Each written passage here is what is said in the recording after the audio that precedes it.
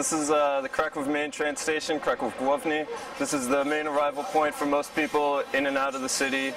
Even if you come by plane from Belica Airport, the trains are coming into the main station. And when you get off the train, you go downstairs into a sort of subterranean labyrinth where passages connect to the bus station. Also, you have to follow the passage up this ramp to get out of the train station. You end up here, you see plenty of tramps and vagrants and Obverzhanek sellers. It's not as gritty as it used to be. It's been cleaned up a bit. Pretty much everyone arriving in Krakow is going to end up right here. This beautiful square, this beautiful site behind me, Galeria Krakowska, was pretty controversial when it was first built because it's one of the first things people see when they enter the city, and it's a city that's known for its beautiful architecture. Now we have this extremely modern building, which is the first thing you see. But I think people have started to accept it as part of the geographic landscape of the city. You'll find a taxi rank right here where you can hop on a taxi, but honestly, if you're just trying to see Krakow, you can walk everywhere. You walk this way towards the Planty and the Floriansky Gate, and it's kind of an extension of the royal route that kings used to take on their way into the city. And just following this way, you'll be in the center of the old town within minutes. Come out of the tramway underpass here, and you end up directly in the Planty, which is one of Krakow's many green spaces. It actually forms a ring around the old town here, the city center in the old town. Because Krakow is a medieval city, and there actually used to be medieval walls all surrounding the Planty here, which lead down to Wawel Castle, which you can see on the map down here. Where the Planty is today, where this green sort of perimeter around the center is, actually used to be a moat, and the city walls were just on the other side. The Austrians, before World War I, during Austrian occupation, they actually filled in the river, and they gave us this park, which I think we can thank them for. Just minutes from the train station, this area here is actually the official beginning of the royal route into Krakow. You might know Krakow used to be the capital of Poland. The kings, all the pageantry and pomp used to start here. The kings would walk down through this entranceway, which is called the Floriansky Gate. It's actually the only medieval city gate left in the city. Here you have some medieval fortifications, the city wall, it's all that's left. Unfortunately, the Austrians destroyed most of the rest of the fortifications around the center of Krakow at the end of the 19th century. Behind us is the Barbican, which is the most intact part of the medieval fortifications that's left. It was added in the 15th century. It's a circular fortress. You can visit it as a tourist now.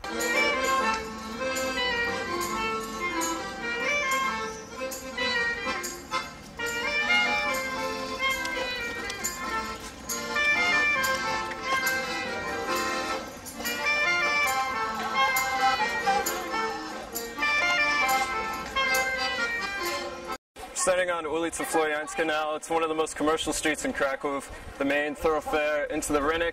On this street you'll find lots of very commercial franchises, lots of shops selling touristy kitsch, lots of restaurants, McDonald's, and lots of really dodgy clubs. Tons of kebab stands. At night this place is just mobbed full of very sloppy people.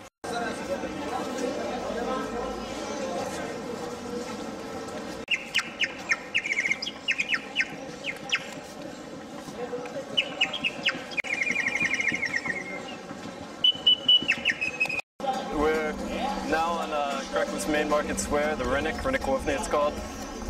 Originally laid out in 1257, the 13th century, the market square is and was the largest medieval square in Europe. It measures 200 meters square.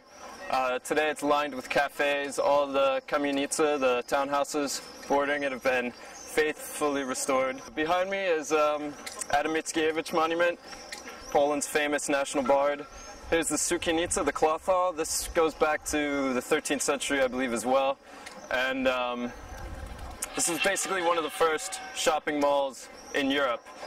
Krakow was at sort of an intersection of major trade routes, and merchants would come here and sell their wares. And that tradition continues today.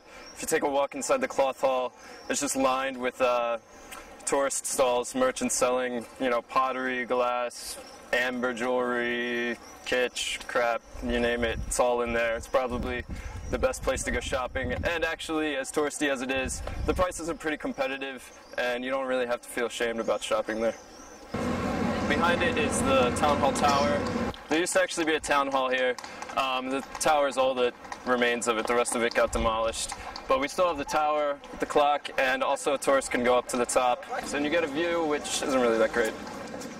On one corner of Krakow's Rynek is Mariacki Cathedral, or Kościół Mariacki. St. Mary's Basilica has a few names.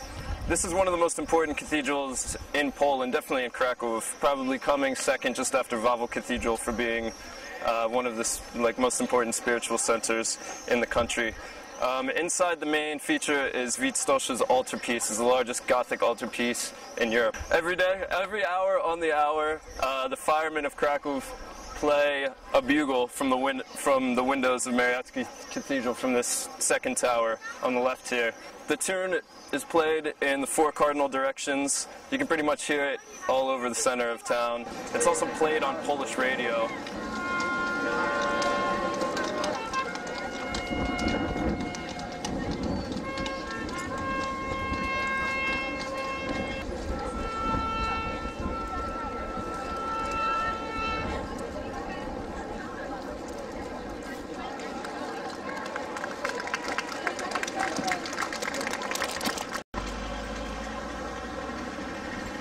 Rynek Główny, Krakow's main market square, is actually basically the cultural center of the entire country. Krakow's known as being the cultural capital of Poland. It always has been. Sorry, Warsaw, but it's true. Here you find, tons of cafes, tons of restaurants, hotels, hostels, pigeons, buskers, human monuments. It's a place of all the city's major events, major celebrations. Festivals are happening here all the time. It's just bustling with activity 24 hours a day, basically. Diverging slightly from Ulica Grodzka, we're on Ulica Kanoniczna now. It's one of the most picturesque streets in Krakow. Behind me you can see Wawel Castle. The street leads right to it. The street is known for, behind me is the building where the Pope lived for many years in Krakow when he was the Bishop of Krakow. Across on the other side of the street is the John Paul II Center, so Pope enthusiasts will want to flock to the street.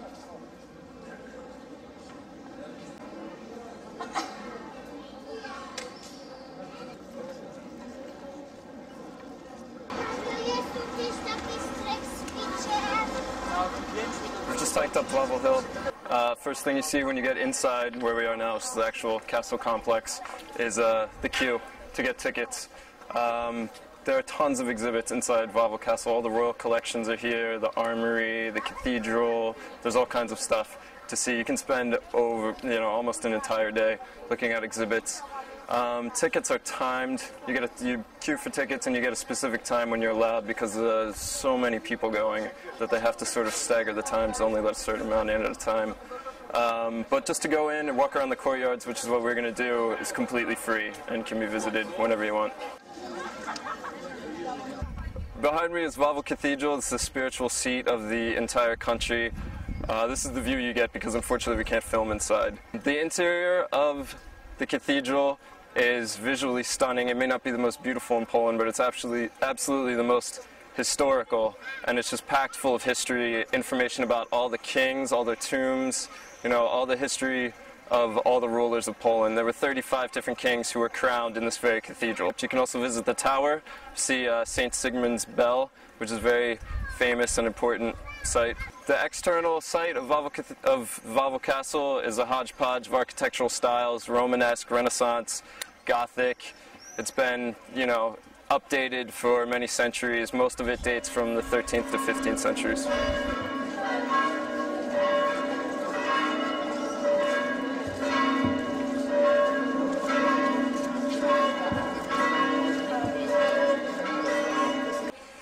We're inside the inner courtyard now, an architectural masterpiece. Here you have access to all the main exhibitions inside Wawel Cathedral, or Wawel Castle, excuse me. There's the armory, the royal armory. You can see the hussar wings. It's impressive. It doesn't sound that great, but it's truly stunning. The royal apartments and staterooms filled with royal treasures. In the corner here is the chakra stone, supposedly. There are a couple legends associated with Wawel Castle. One of them has to do with this wall behind me. The legend goes, the Hindu god Shiva threw 7 sacred stones across the world, and one of them landed in Krakow apparently. And now psychic mediums, enthusiast scholars have traced the reverberations of the stone to here inside Wawel Castle, and this wall in particular. You can see the dark stains on the wall are primarily from the oil from people's hands of touching this site. Built on a hill, Wawel overlooks the Wisła, or Vistula in English, river. It's the largest river in Poland. It runs from Trójmiasto up in Gdańsk in the Baltic Sea, through Warsaw, all the way down to Krakow. In Krakow, it's incredibly dirty, so don't even think about swimming in it. In the view here, you can see Kopiec Kościuszko way off in the distance on this hill. That's a burial mound made for Poland's famous freedom fighter Tadeusz Kościuszko. Also, you see boats along the river here.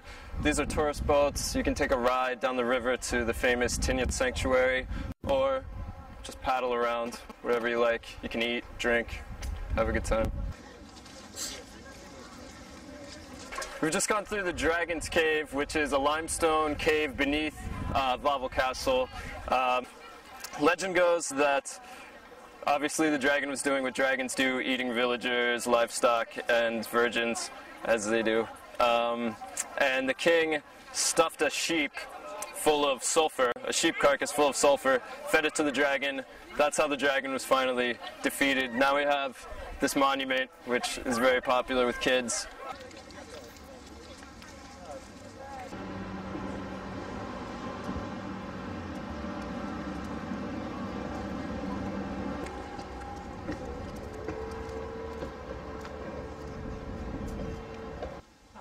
We're currently standing in Skałka, which is a cathedral for the patron saint Stanisław.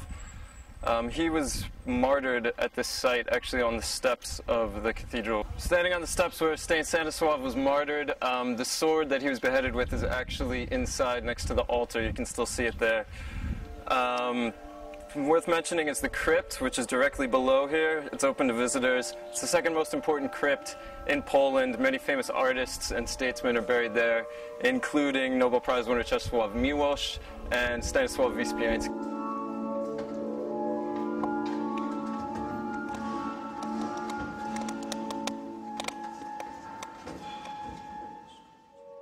Not again, maybe, but the spring behind me is drinkable. Visitors can come. It's a popular site with pilgrims. The water tastes terrible, but it's supposed to have miraculous properties. The square behind me was designed recently, basically after Saint Stanisław was beheaded, or assassinated as it were. Poland was partitioned, and there was a lot of superstition that because of the king's act against the patron saint, that's why Polish statehood sort of fell into hard times, and Poland was actually wiped off the map soon thereafterwards. So in order to pay tribute and to sort of right the wrong that was committed, the kings came to Skałka every year to sort of pay their respects to Saint Stanisław, and now we have this new plot for that very occasion. Kazimierz was set up officially in the 14th century by King Kazimierz the Great, for who the district takes its name. It was originally sort of an island city that was separate from the rest of Krakow, and at the very end of the 15th century, all of the Jews of Krakow, of which there were very many, were expelled from the old town and relocated in Kazimierz. And for over 500 years, Kazimierz was the center of Jewish life in Krakow. As such, you'll find a lot of synagogues around this area. Right now we're standing on Plac Nowy, which is basically the social center of Kazimierz. It's lined with cafes and bars. At night, this place really comes alive. It's known for its very atmospheric cafes filled with candlelight and antiques, and this district has really developed its own sort of aesthetic. About 10 years ago, this part of Krakow was really in bad shape. Then along came Steven Spielberg. He filmed his very famous, internationally acclaimed film, Schindler's List. Almost all of it was filmed in Kazimierz, and as a result, there was a lot of attention put on the district. started to rejuvenate itself, and now it's, I mean, you see it the way it is today. It's really bustling with activity. Here you can buy fruits and vegetables in these hatches behind me. You can buy the famous zapiekanka, which is a very local sort of drunken street food. It's basically a French bread pizza with whatever toppings you want on top. And anyone who comes to Krakow, you have to eat one of these. It's great for lining your stomach before you hit the bars.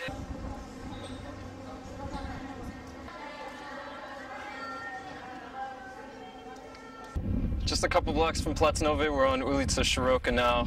This picturesque street is another main thoroughfare for tourists. It's lined with really nice restaurants, a lot of Jewish restaurants. It doesn't necessarily mean they're kosher, but they serve Jewish food. You also find two of the most important synagogues in Kazimierz and in all of Poland right on the street. One is the Rimu Cemetery, which is up here on the left, and that's one of the oldest. It also has the Old Jewish Cemetery, which is very important. The other synagogue behind the camera here is the Old Synagogue. This synagogue is actually the oldest example of Jewish architecture in all of Poland. It was built at the end of the 15th century, and today it's no longer a working synagogue, but you can visit, and there's an exhibition on just Jewish culture in Kazimierz and all of Poland.